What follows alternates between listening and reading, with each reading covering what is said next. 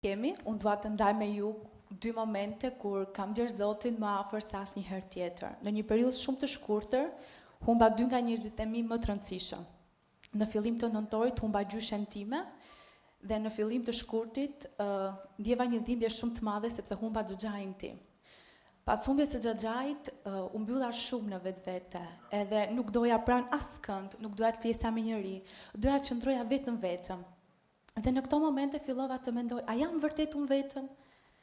Dhe mendja më thoshte, jo Gjeni, ti nuk je vetëm, ti më ke mua pranë. Dhe ky zëri ishte zëri i Zotit që nuk kishte lënë asnjë moment vetëm. Në të gjithë këto momentet ai ishte pranë meje për të më shëruar këto plagët që ishin njëra pas tjetrës edhe më ishin si një bombë e madhe. Edhe në këto momente filluan të më kujtoheshin ca fjalë që dikush më kishte thënë në një konferencë. Dhe më tha, Gjeni ti je dritë dhe ti do të kesh favor dhe forcë në çdo gjë që Zoti... Nuk ishte dritë, ishte lighthouse, ishte fari. Kush Alandro?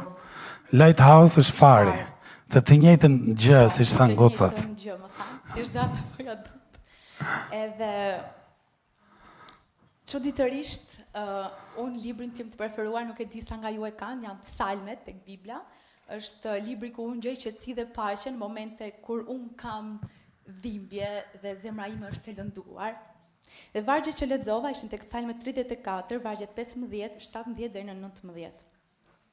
Sytë e Zotit janë mbi të drejtët dhe veshët e tij janë të vëmendshëm të kapin britmat e tyre. Të drejtët bërtasin dhe Zoti i dëgjon dhe i shëron nga të gjitha fatkeqësitë e tyre. Zoti qëndron afër atyre që e kanë zemrën të thyer dhe shpëton ata që e kanë frymën të ndëmtuar. Të shumtë janë vuajtjet e njeriu të drejtë, por Zoti e shëron nga të gjitha. Këto fjalë më kujtuan që nuk isha vetëm, Zoti ishte aty me mua.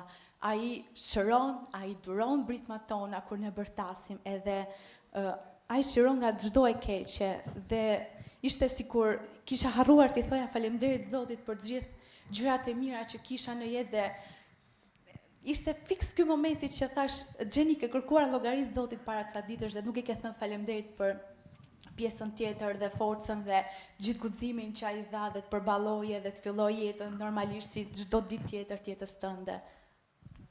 Shumë e bukur. Shumë faleminderit Gjeni, do të kthesh shumë fort.